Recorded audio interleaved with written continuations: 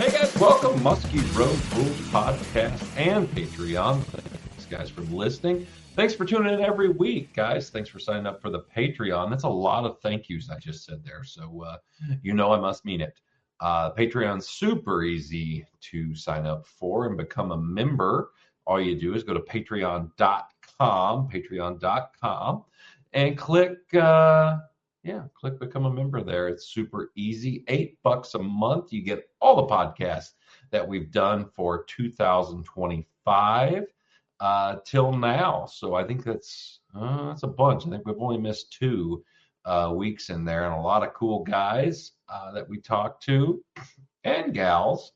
And we had a really good time doing it. So you get to see that. You not only get to hear us, you get to see what we're talking about and some of the little mods and tricks and everything that we're doing. So make sure you check that out.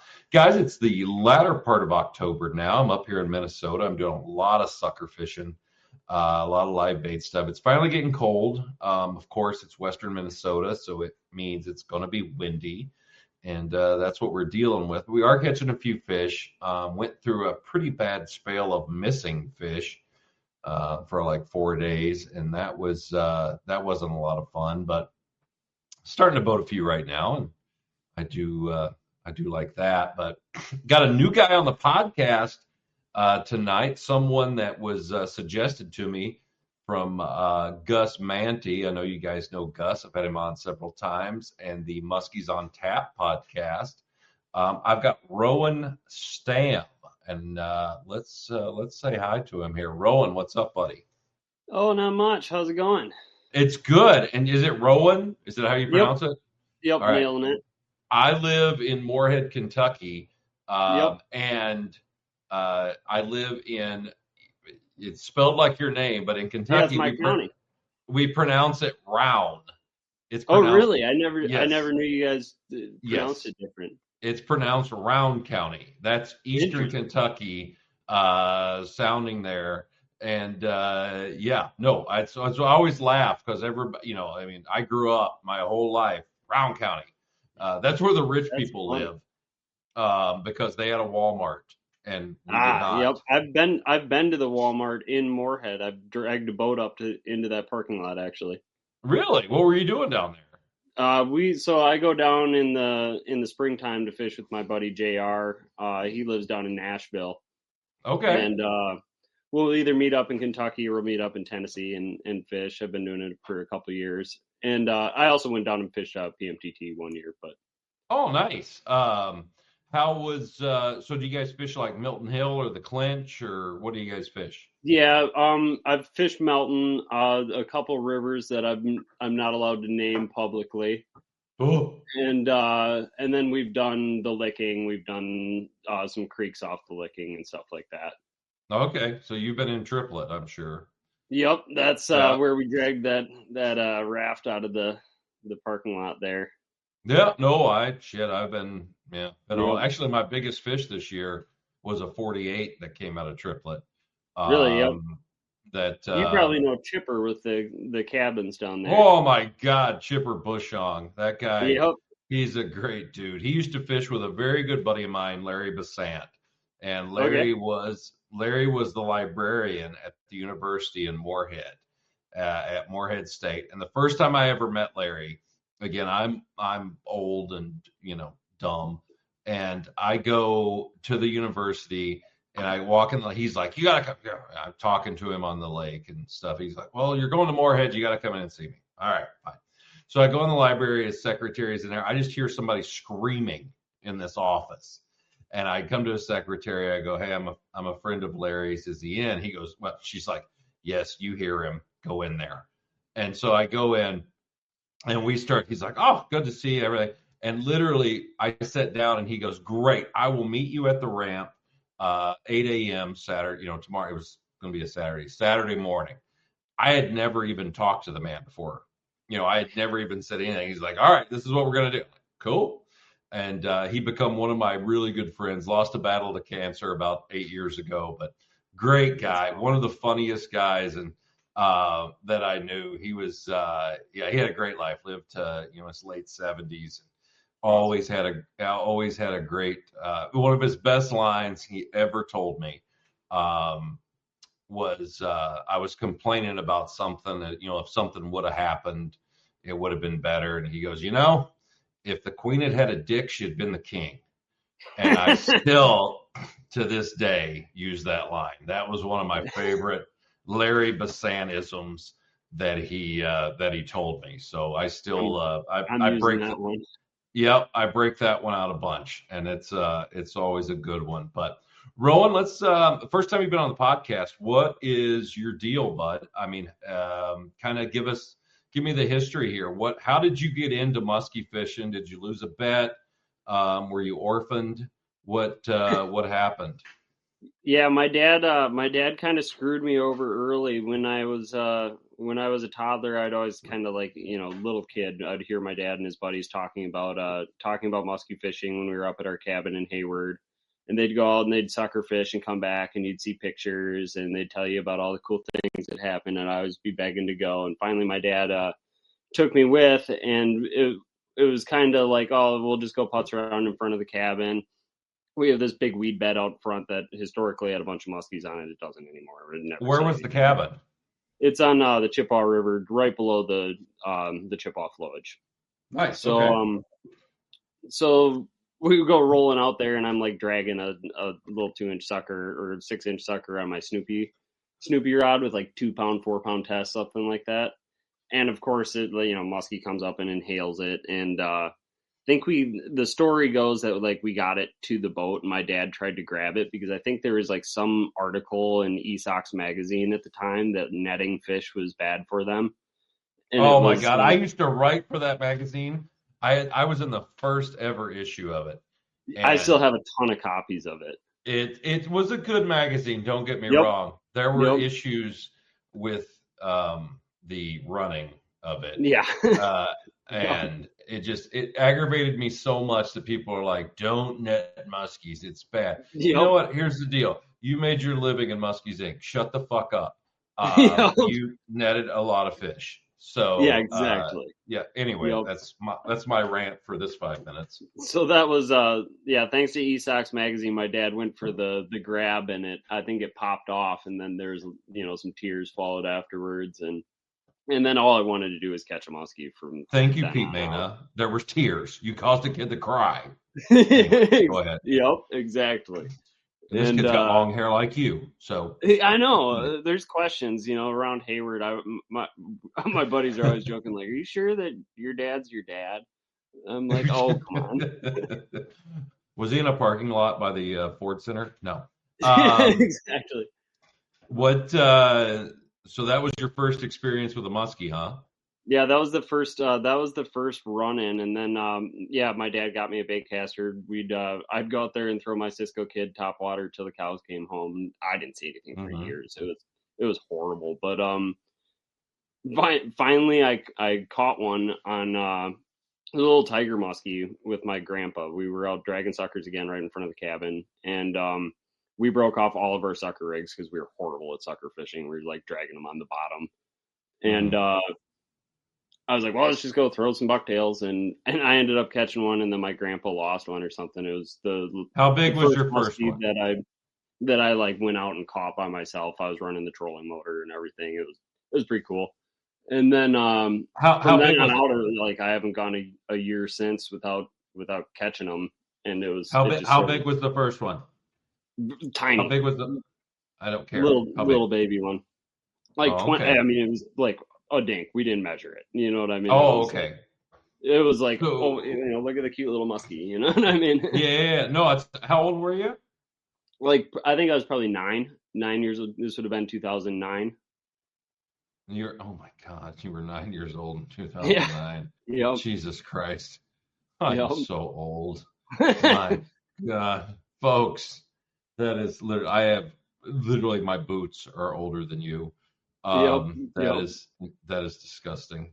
Anyway, all right, I'm just going to start drinking more. Yeah, me too, actually. But no, the first one was a dink, and then the next one was a nice one, and then it just rolled from there. Yeah, how big was the second one? It was like 42. Oh, that's a nice fish. Good deal. Yeah. Yep. Um, that's pretty awesome. So your first one was on a bucktail. That's pretty cool. So now Yep. what The old is Booker 500. Booker 500? Okay, yeah, I Yep. get that. Oh What's yeah. so now you have RHS guide service. You've started doing some Yep. guiding. That's pretty awesome there. Yep. So kind of what is how does your deal work now? I mean, from there, you've got a 608 number, so I'm assuming you're down south somewhere. Yeah. So I grew up in Madison, and I'd always be begging my dad to drag the boat home in the fall so we could fish the Madison chain. And Mm-hmm. I got out of high school, got my own boat, started fishing around Monona. I started catching fish, and I used to live right down the road from Lake Wabisa, so I'd go down there. Okay. And it was kind of the heydays of the Madison fishery, so I was kind of thinking I was hot shit because I was catching Mm-hmm. a bunch of muskies, and I was Mm-hmm. catching them on a fly rod. I'd learned how to fly fish a few years before, and I was, thinking I had something figured out. So I got a boat, and I was gonna start guiding, and then that's right about when the the Madison fishery tanked really bad. And So let me ask you this. I fished Madison yeah, quite a bit yep. in the I in the fished. I ran PMTs. into you at the boat ramp at Goodland Oh and the God, fateful was day. that nice? Was Yeah, that nice? yeah. Was I nice or a dick? Please tell me You the truth. and Two Pounder both looked like you had just seen a ghost because you had just hauled that lady out of the water. So I Oh didn't really. yeah, that was the good day. That was a great day. Yep. That was the first time I pulled Yeah. a deceased person out of the water. Yes. Yeah. No, I That didn't. I was didn't really. I was like, "Yep, you guys have a nice one." Sorry to hear that. yeah, it was quite the day for us. Yep. So in Madison, it has always been a lake that, um, I thought it was a pretty good system. We Yeah. had caught some nice fish there, seen some nice fish. What is your take on why it has been tougher the last, couple 3 years? What is your deal there? I think it's honestly just stocking. I mean, we have zero natural reproduction, and there's a good 5 years where we were getting a few fish, but not enough to really maintain them when we have such a high catch rate. And like Sure. a Madison muskie doesn't grow up until it's been dropped on the rocks on John Nolan Drive like 5 times. Like by the Mm. time they're 45 inches, these things have seen some shit. Hmm. So there's just a high mortality rate and not a lot of stocking. So in the past few years, now all we kind of have left are like 43 to 52 inchers, and Hmm. they've been caught a bunch of times and they're hard to catch. So what is the deal? Is the stocking just not non-existent, or is it The something that's DNR has just made us a super low priority, basically.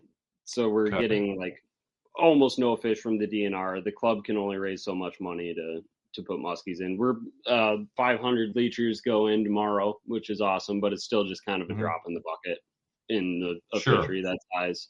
There's also, people don't realize that the Madison chain is a flowage.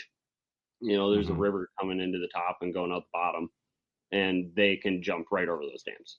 And in fact, that's a huge part of my guide service is after the Madison chain crash, I've had to, make lateral moves and figured out a lot of stuff on the river. And a lot of those fish aren't supposed to be there. They come out of the lakes. And, Well, I part mean, of the, that's where like some of those really cool pictures are of those fish yep, um, jumping the yep, dam there. I mean, I've Winger seen them. Dam. Yeah, yeah, they're super Yeah, cool pictures. They're probably yep. not cool to you because that just means they're leaving. Well, Um, those ones go. So that's swimming up. That's like a feeder creek. If you think about it, like a flowage. That's a feeder creek coming into Lake Monona. okay. And Monona's in the middle of the chain, so the fish will swim up out of Monona and jump over that dam into Wingra. And every May, someone smokes like a 48 incher in Wingra, and then Hmm. in June, that fish is in 25 feet of water on Lake Monona again. Hmm. Gotcha. So they'll just Well, jump right that's back over, and they're back in the normal spot. hmm. Well, that's interesting. So you now are instead of fishing the chain as much, you're doing like the dam below, so downstream. From the lake Yeah, or so I do upstream? that a little bit. I do go down the river down there, but I'm also on the Wisconsin River. Okay. There's muskies from the very top of the Wisconsin River all the way down to the bottom.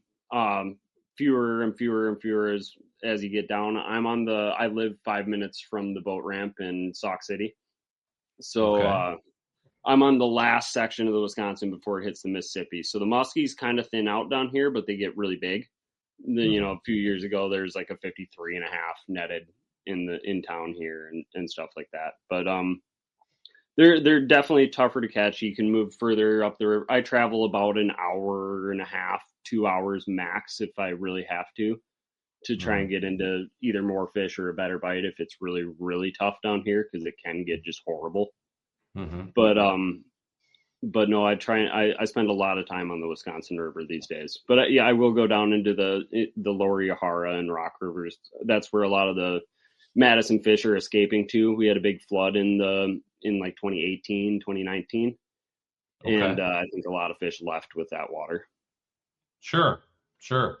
Um, all right. So what kind of boat are you running to fish those rivers?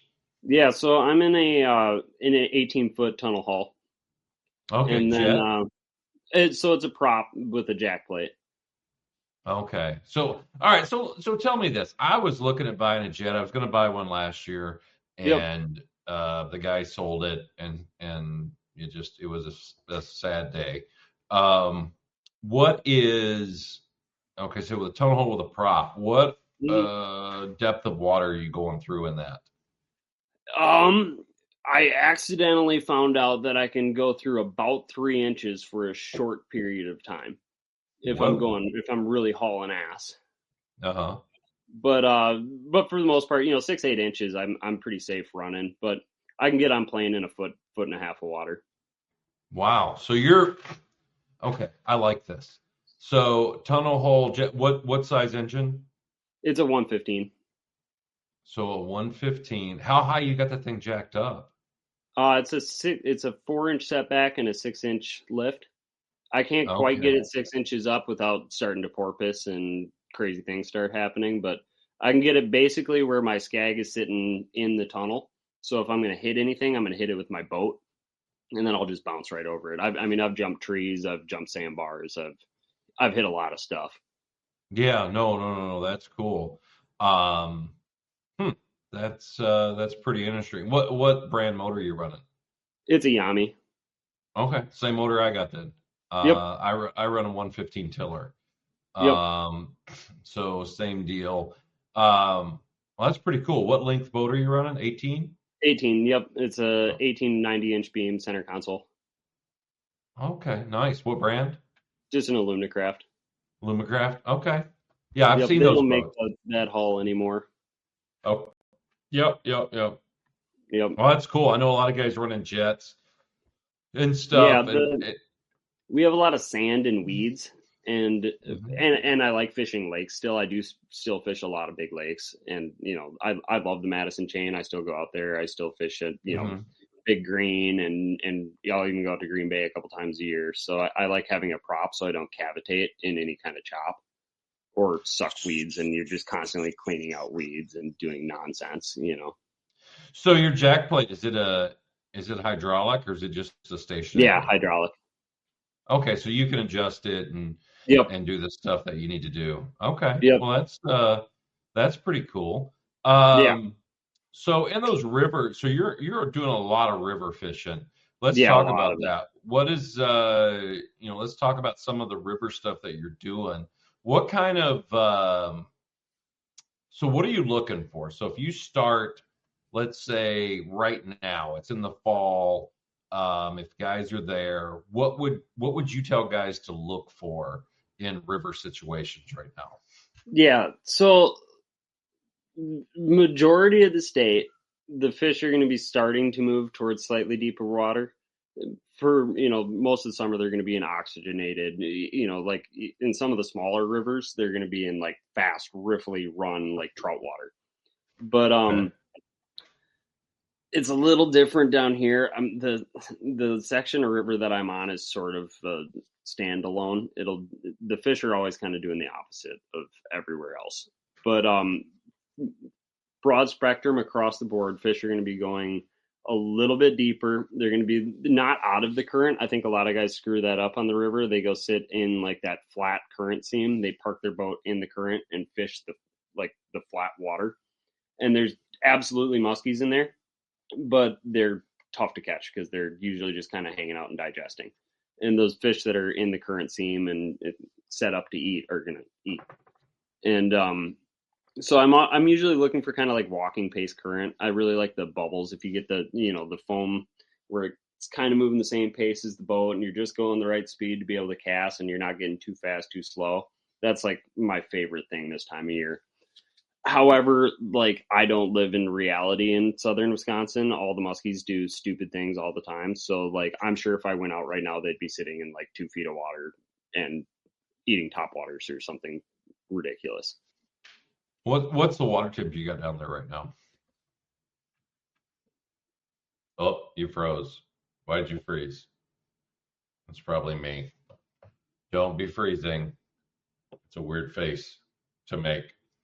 Yeah. Why don't you? Do you see me? Let's remove and come back. Hey, can you hear me? Rowan. Yeah, this makes for really good stuff right here. So, up until last. Hey, I lost you there for a lot. All right, can you hear me? Why don't you reconnect? Try reconnecting. I know that this makes for great stuff right here. I'm sure everybody loves this. Yeah, I'm sure this is really good. So it's fishing rivers. I don't do a ton of. I do it in the spring. I don't do a ton of river stuff right now, and yeah, so it makes it kind of tough for me. So let me get him back on here and see what we can do. See me? Yeah, there you go. Jesus. I love a rolling blackout. Oh my God. All right, so water temp there in the rivers. What are you looking at right now? Yeah, so up until like last week, it was almost 70 degrees still. Wow. And then Okay. it dropped through the floor. We're down into the lakes are turning over. We're mid 50s. Rivers are probably even a little bit colder. I haven't been out for a couple days, but I'd bet you it's in the low 50s on the river. Yeah. Last day you were out, what was the temp? The last day I was out, it was 59, and it's just going to keep dropping. Wow. Okay. We're doing the same thing up here. I mean, it was, I was at Lake of the Woods 2 weeks ago and we were like 64, 65 degrees. And it was, I'm now in Western Minnesota, where I finished my year. Yep. And today was 49-degree water. Yeah. So it's dropping, but it looks like it's going to kind of level off here pretty soon. Yeah. I looked at the 15-day today and we're going to be highs, where I'm at in like the it's supposed to actually get up to like 60 the next couple of days, but yeah, which means it's going to be windier than hell. I know. And then we're going to kind of level out into like the mid low 50s to upper 40s. Yep. In temps. So yep, pretty similar down here. Maybe kind of where we're at. Warmer. Sure. So in that situation, kind of like what you're dealing with, a hard temperature drop, stuff like that, what are you doing? What's a traditional fall pattern for you? What would be something you'd look to do? This is normally like, the big steep drop actually kicked it into gear. This is normally when I'm going to start throwing glide baits and pull pause stuff and flies. So this is kind of like when it shines. Our fish love blades, kind of like Minnesota fish love blades. Mm-hmm. So that blade bite will extend all the way until, even like tomorrow and the next few days, I'm going to be someone in my boat will be throwing a bucktail. But, okay. But at the same time, like the fly bite has definitely picked up since the temp drop. We've been seeing a ton of fish reacting on flies and just blatantly ignoring other baits. All right, so talk to me about fly fishing there. I'm going to go to a different screen here. I'm going to go to this where you're really big and most people love it. I'm really small. Um, and let's talk about fly fishing here. Yeah. All right, why fly fish? So Because yeah, I mean, I look at fly fishing as like, why make something that's already hard even harder? You know, you're preaching to the choir. yeah, I'm like one of the guys who I can do it. I like to do it sometimes, but I'm also like bitching the entire time I'm doing it. And it's like, I'm standing in my line again. And like, this is stupid. I'm never standing in my line when I'm throwing a bait caster. yeah. But I equate. I always say, with fly fishing, and people say, do you ever fly fish for muskie? I go, I don't fly fish for muskie, and I don't narrate my mother's hysterectomy. yeah, yeah, exactly. I do not want to do that. No, yeah, Um, no. why? So show me some of your flies that you're throwing Yeah. and why you do it. So a lot of guys are throwing pretty small stuff. I try and like use some pretty meaty flies and build my own platforms. Okay. So everything that I'm throwing is a glide bait. Flies don't have a lot of options, right? You can't be like, oh, I've got blades and I've got rubber and I've got top Mm-hmm. water. We've got flies that plop on the surface. You got flies that go side to side, and you have flies that go up and down. Yeah. That's it. I don't really care. What about like the game changer flies? They just wiggle. I think that it feels to me like I mean, yeah, they catch fish, absolutely. I use them like dead drifting or like dragging them on the bottom and stuff when fish are being really stupid. Mm-hmm. But I really don't like flies that just wiggle. I think there's better, like that's like a straight retrieve bait on a presentation that's not meant to be straight retrieved, in my opinion. Okay. So that's my opinion. A lot of guys will throw there's wiggle tails you can add to flies to make them flash and do stuff on a straight retrieve, but there's better tools for that. So I will just throw a bucktail or a swim bait or something when I need that. Sure. So, and it's kind of the same with topwater. Like there's a couple cool topwater flies out there that I've seen, but for the most part they're just kind of big poppers, and I Okay. don't necessarily think that muskies love poppers all that much sometimes. Mm-hmm.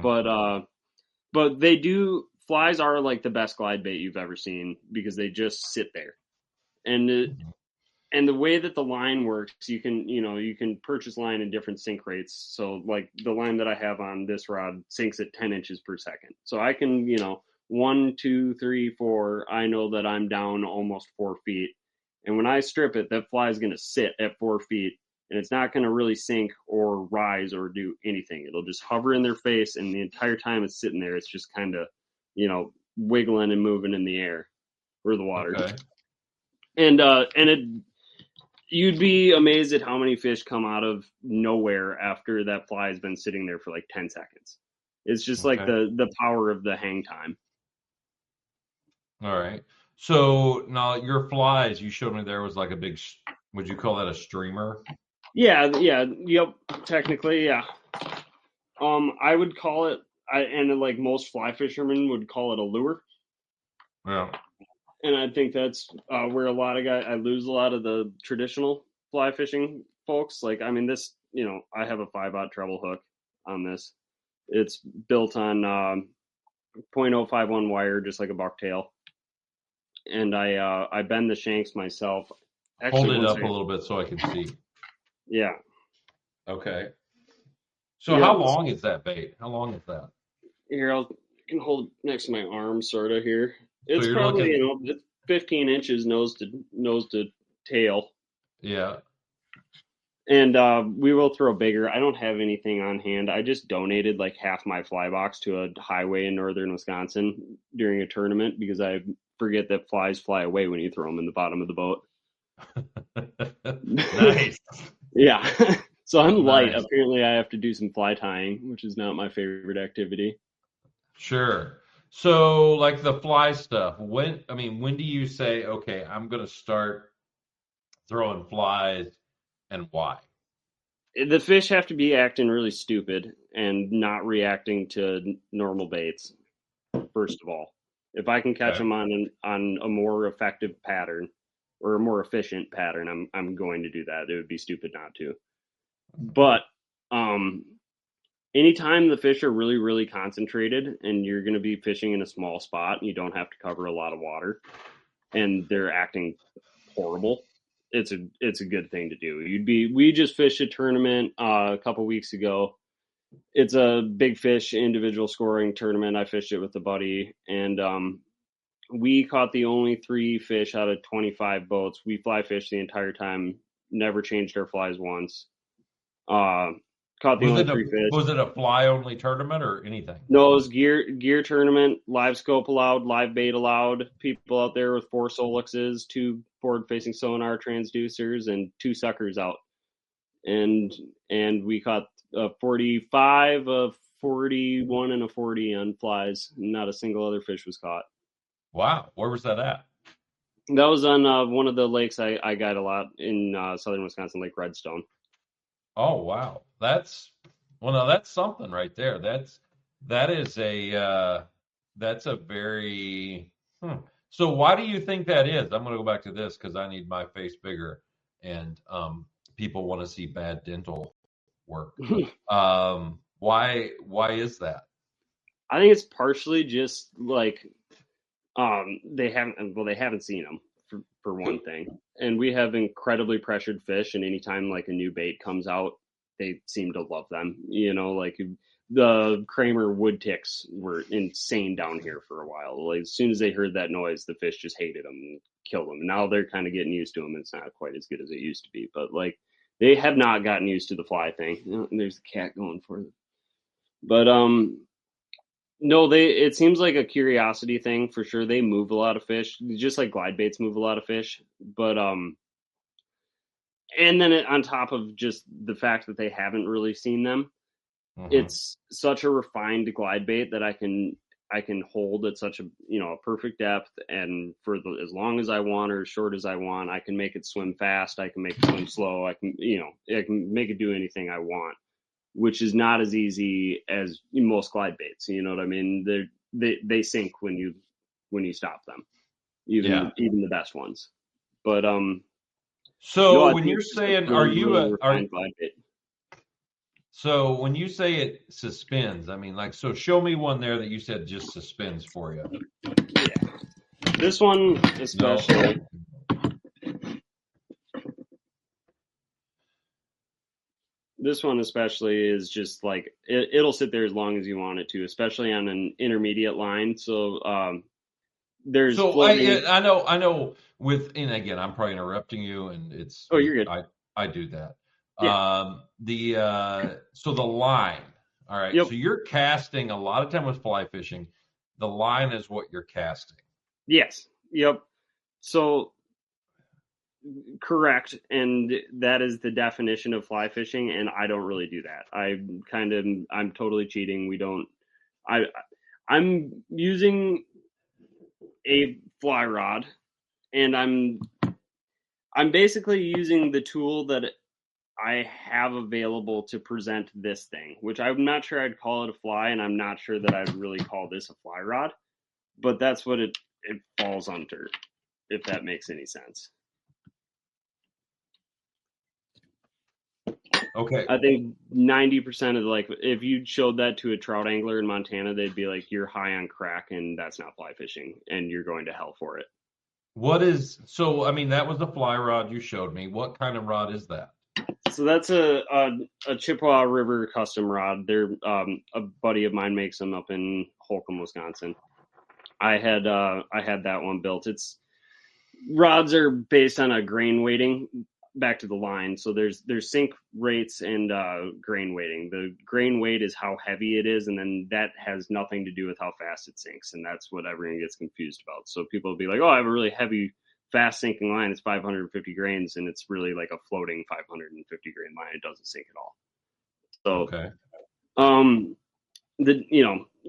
You can get a million different sink rates and achieve different depths by doing so.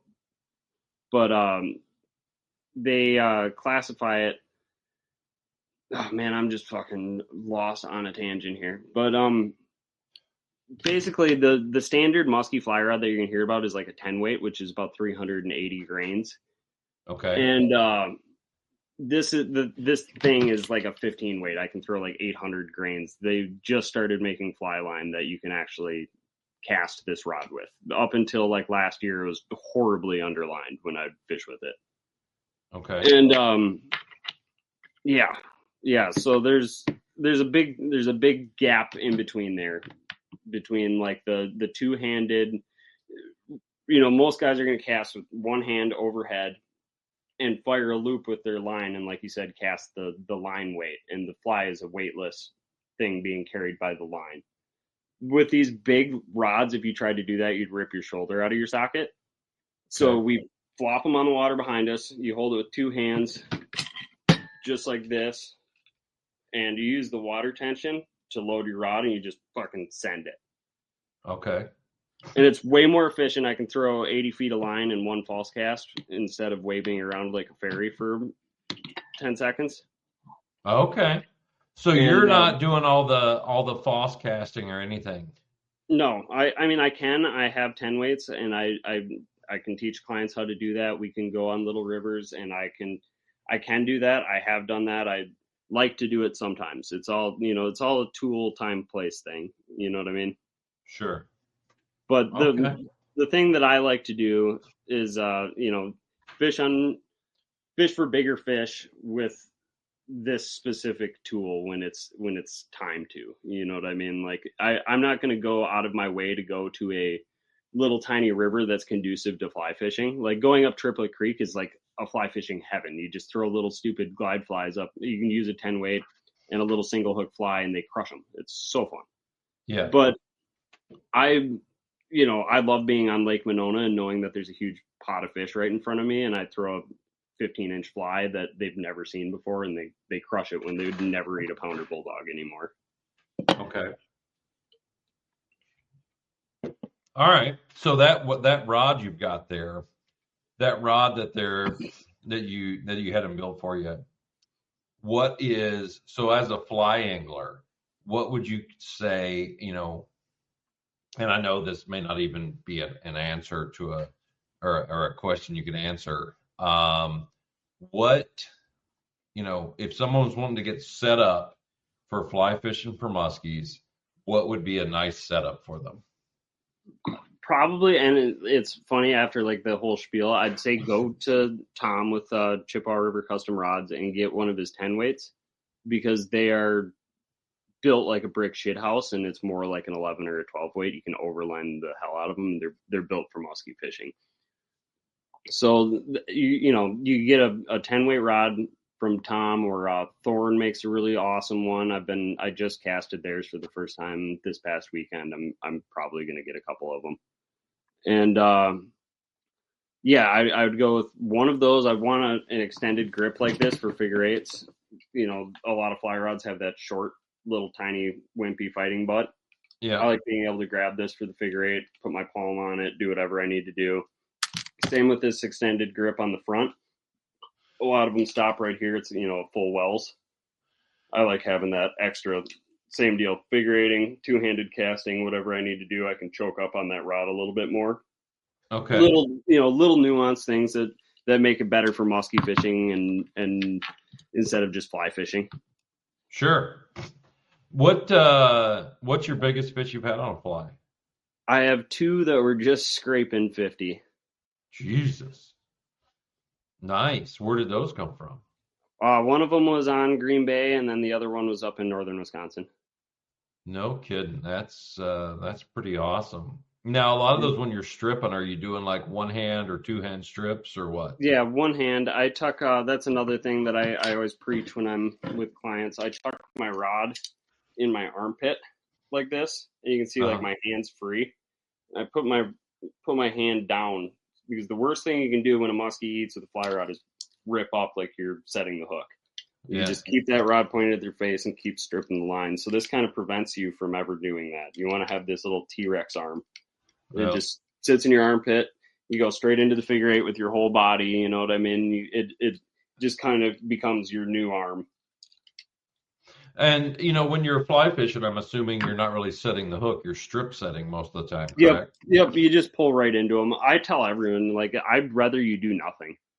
Yeah. If you just stand there, the fish will hook itself a lot of times.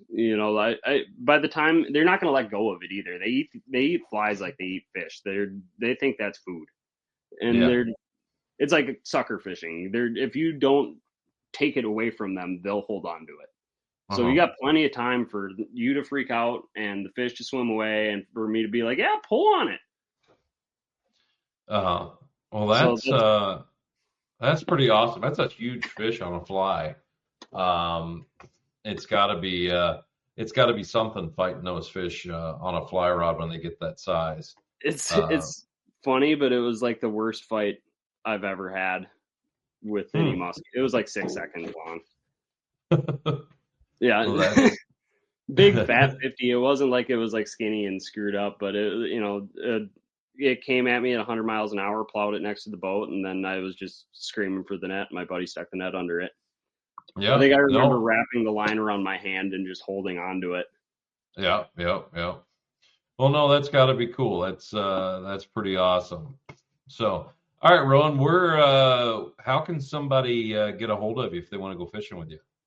Yeah, you can look me up on Instagram or Facebook, Rowan Stamm, ROWANSTAMM. It's just my name. Or you can text me or call me at 608-381-5524. Slow that down a little bit. That was really fast. 608-381-5524.